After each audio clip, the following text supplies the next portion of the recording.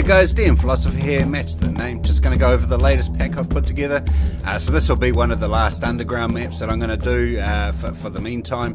I've done quite a lot of them lately, so it's about time to look at something else. So this is the battle map for Crystal Caves. It's an underground map.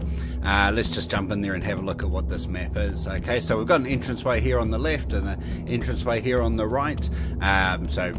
You can approach it from either direction, and what we've got is we've got a series of sort of chambers that are interconnected, and there's obviously a lot of crystals and something like that around the place. So now these crystals could be a number of different things. They could be sort of a primary allusion to like a crystalline golem or rock golems. You know, there could be the energy source there. Could just be a general energy source that can be tapped by whichever underground species that you currently have in your game.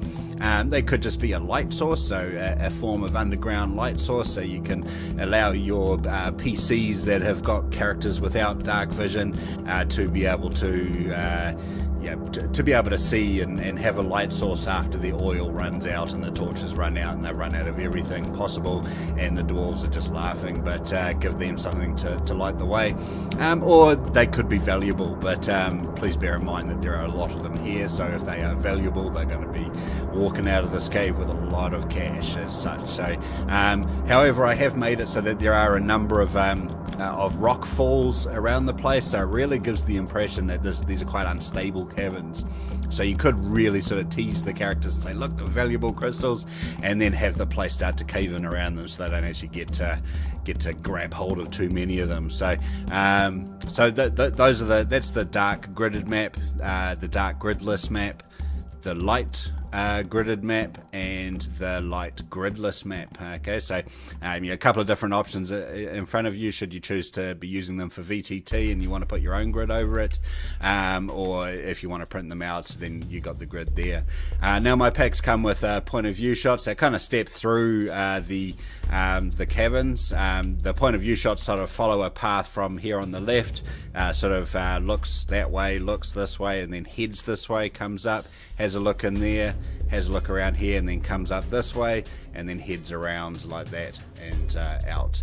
Okay, so just for future reference. So we've got our approach here, coming from the left entranceway. We look right, we look left, and then we hit, this is a look at that first chamber, and then we head into this bottom chamber here, so have a bit of a look around, and then we approach, there's a bit of a fork, and we head towards the left fork, and here's that sort of dead end, and the chamber, the top chamber, so that's the dead end there.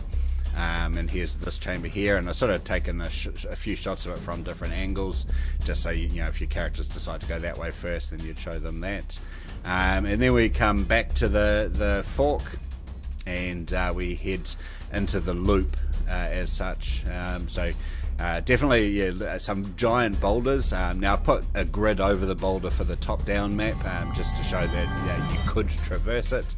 Obviously, though, it is quite high ground, and it also provides a lot of cover.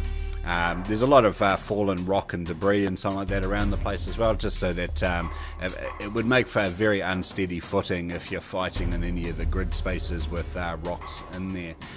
That's up to the DM though, so whether you want to take advantage of that.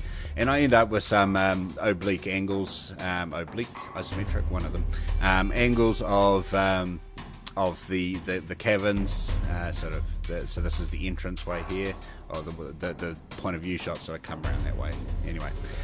So yeah, that sort of wraps up, and then I've got exactly the same point of view shots. There's 24 of them, and so there's 24 dark, 24 light point of view shots. The light ones are exactly the same as the dark ones, just with obviously a much clearer field of view without the shadows and darkness and the like.